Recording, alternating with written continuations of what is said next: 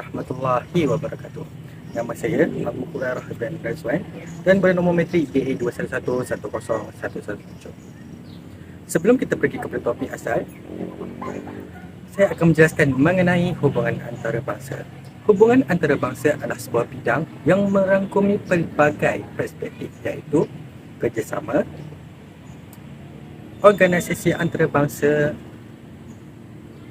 human right dan sebagainya. Itu teori. Teori adalah cadangan atau set cadangan yang cuba menganalisis dan menerangkan atau meramalkan sesuatu. Teori juga adalah menjadikan dunia atau sebahagian daripadanya dapat difahami atau lebih baik difahami. Dan teori hubungan antarabangsa juga ditakdirkan sebagai satu set prinsip dan garis panduan dan digunakan untuk menganalisis kedua-dua dunia, peristiwa dan hubungan antara negara. Teori yang saya ambil adalah berdasarkan daripada teori klasikal, iaitu antara realisme dan liberalisme.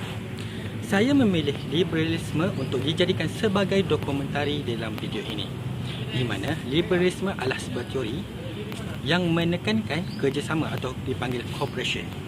Adalah sebuah teori yang menekankan kebebasan kerjasama untuk mencapai kemajuan.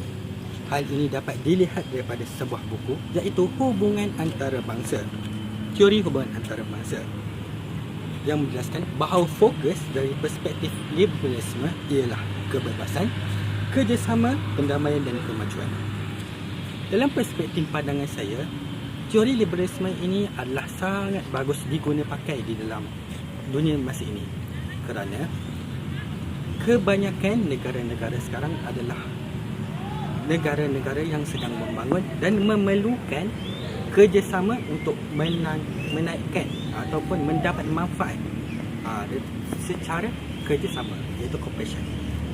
Di dalam liberalisme ini terdapat organisasi antarabangsa yang melakukan cooperation, antaranya PBB, ASEAN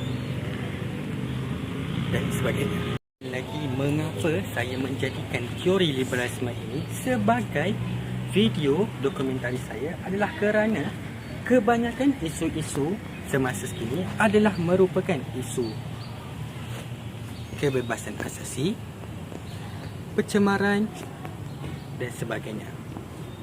Dan saya tidak memilih realisme kerana kebanyakan daripada isu mengenai peperangan ini adalah sangat sedikit. Apa isu yang saya akan kaitkan dengan teori liberalisme? Seperti kita tahu, teori liberalisme menerangkan kerjasama, dan isu yang saya akan kaitkan adalah pencemaran. Kita tahu pencemaran ini terdiri daripada beberapa bahagian. Pencemaran udara disebabkan jerebu, pencemaran laut disebabkan oleh sampah sarap ataupun tumpahan minyak daripada kapal, pencemaran ekosistem dan sebagainya. Pencemaran yang saya akan kaitkan adalah pencemaran yang saya kaitkan adalah pencemaran jerebu disebabkan oleh pembakaran hutan secara besar-besaran. Ini dapat dilihat daripada isu yang berlaku di Indonesia pada tahun 2019, di mana Indonesia mengalami kebakaran hutan secara besar-besaran disebabkan oleh beberapa faktor. Oleh itu, disebabkan oleh kebakaran hutan secara besar-besaran ini menyebabkan berlakunya pencemaran secara global, iaitu jerebu yang merebak ke seluruh di Asia Tenggara termasuk Australia. Oleh hal demikian, berlakunya perbincangan antara negara-negara ASEAN dan sebagainya untuk menghalang atau mencegah atau menghentikan jerebu daripada berlakunya secara besar-besaran, iaitu dengan melakukan kerjasama seperti mana diterapkan di dalam teori liberalisme. Bagi pendapat saya, teori realisme ini adalah tidak sesuai untuk dijadikan sebagai kaedah ataupun cara untuk menangani isu pencemaran di dunia ini. Oleh itu, teori liberalisme adalah bersesuaian dan pernah dijadikan oleh negara-negara antarabangsa untuk menyelesaikan masalah pencemaran ini. Oleh itu, jelaslah bahawa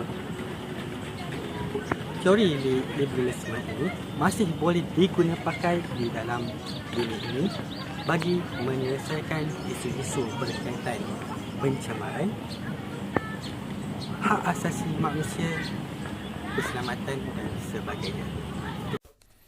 Itu dia Irwan Muhammad Zain, wartawan Israoni.com yang membuat liputan Muktamar PAS ke-60 di Batu Pahat, Johor. Baik, seterusnya, Malaysia menyambut baik langkah positif Indonesia dalam mengesahkan perjanjian ASEAN mengenai pencemaran jerebu merentasi sempadan. Kerjasama itu bukan sahaja dapat menangani masalah jerebu secara berkesan, namun turut memperkukuh hubungan dua hala. Menteri Sumber Asli dan Alam Sekitar, Datuk Seri G. Palanivel menyifatkan Indonesia menunjukkan komitmen dan keazaman kuat bagi mengatasi masalah yang merentasi sempadan itu. Beliau berkata Malaysia telah menunggu pengesahan Indonesia agar usaha menangani jerebu yang berlaku setiap tahun di rantau ini dapat dilakukan bersama. Parlimen Indonesia pada Selasa mengundi untuk mengesahkan perjanjian serantau itu 12 tahun selepas kerajaan Indonesia menandatanganinya. Perjanjian dirangka selepas berlaku jerebu paling teruk pada 1997. Aktiviti menebang dan membakar hutan di Indonesia untuk penanaman tanaman, terutama kelapa sawit, dikatakan punca pencemaran udara itu. 9 negara anggota ASEAN yang lain telah mengesahkan perjanjian tersebut pada Jun 2013.